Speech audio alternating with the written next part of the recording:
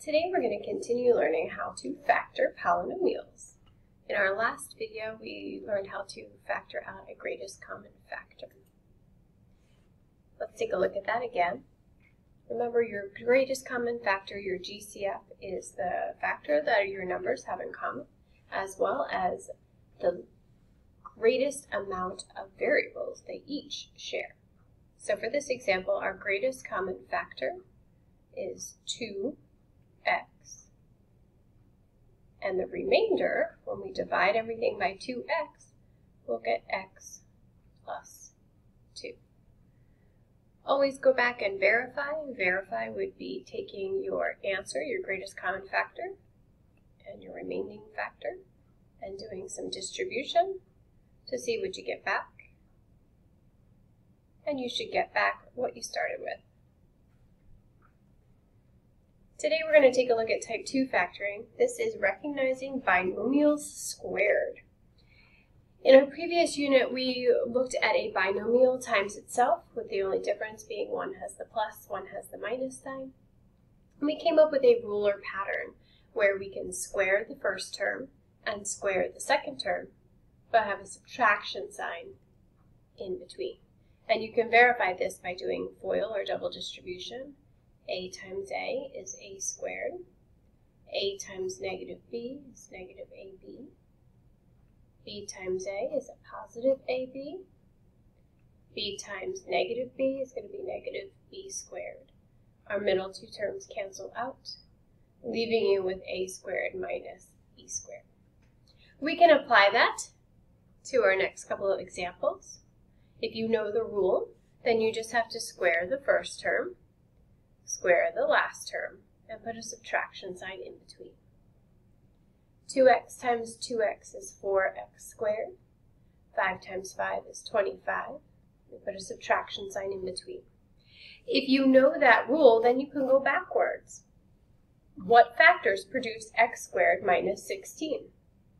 Well, I want to look and notice that both x squared and 16 are perfect squares, which means we can take the square root of them.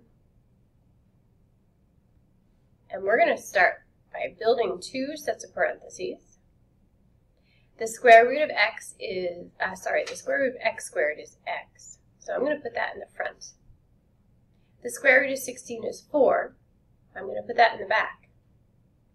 And then I'm going to put one factor with a plus sign and one factor with a minus sign. And just like on our previous examples, we want to verify that we got this right. You can always check to see if you got your factors correct.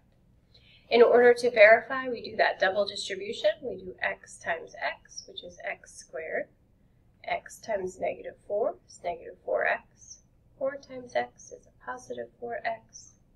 And 4 times negative 4 is negative 16. Our middle terms cancel out, and we're back to where we started. But again, these two in parentheses here, these are our factors. And that is factoring the difference of perfect squares. It's important to note that it has to be the difference. There needs to be a subtraction sign there. It cannot be a plus sign. It needs to be a subtraction sign, and then we can apply that rule. So let's take a look at our next examples. Notice first that they are perfect squares. Build your parentheses. Take the square root. One will have a plus sign, one will have a minus sign. And the order of your plus or minus term does not matter. One has a plus sign, one has the minus sign. Our next one, we have to be careful. We've got a perfect square here of 4 and the x squared, and 25 is also a perfect square. So when we square root all of that, we'll get 2x plus 5 and 2x minus 5. Our last one is a bit advanced. We'll take a look at this one. It looks just like the rest, but this is x to the 4th power.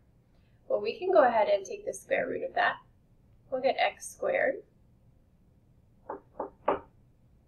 Take the square root of 16 and you get 4. One will have a plus sign and one will have a minus sign. Now you may feel like, well, I'm done, I did it. But we need to take a look a little bit further. Always look to see if you still have the difference of perfect squares. And in this case, we do right here. This one needs to get factored a little bit further. We're going to take our x squared plus 4 and write that down. That is one of our factors. But then we're going to go ahead and break this one up even further because it is the difference of perfect squares. We can say x plus 2 and x minus 2.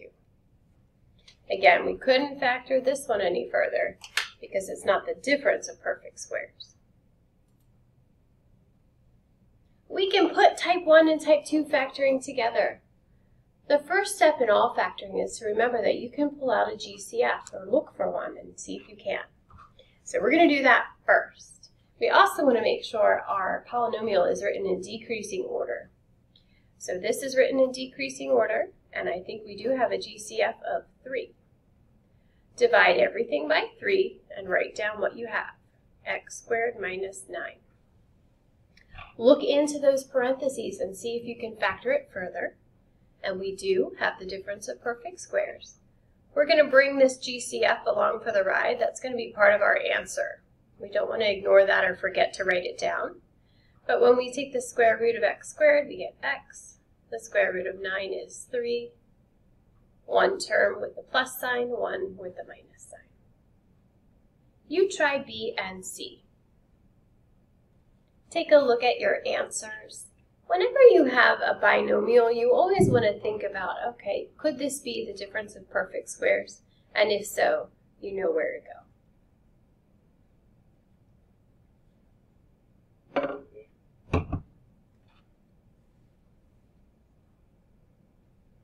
You try these, and we'll check in and see how you did on your answers. Take a look at your answers. The first two, we could just go ahead and do the difference of perfect squares. 3 and 4, we had a GCF that needed to get pulled out first, and then you can take the difference of perfect squares. I want you to focus a little bit on E for a second, and you'll see we've done a little bit here. So you may have a different answer, but let's take a look at this one.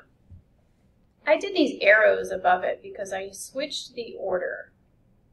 And I switched the order because it wasn't written in proper decreasing polynomial order. So my negative 32y would be in front, and the 72 would be behind. That negative 32y squared plus 72, the greatest common factor here is actually a negative 8. Many of you probably wrote down 8, but it's negative 8 because the leading coefficient is negative. And when we're working with pulling out a GCF, if our leading coefficient is negative, we need to pull out that negative value. So we divide by negative 8 everywhere, and we'll end up with 4y squared minus 9.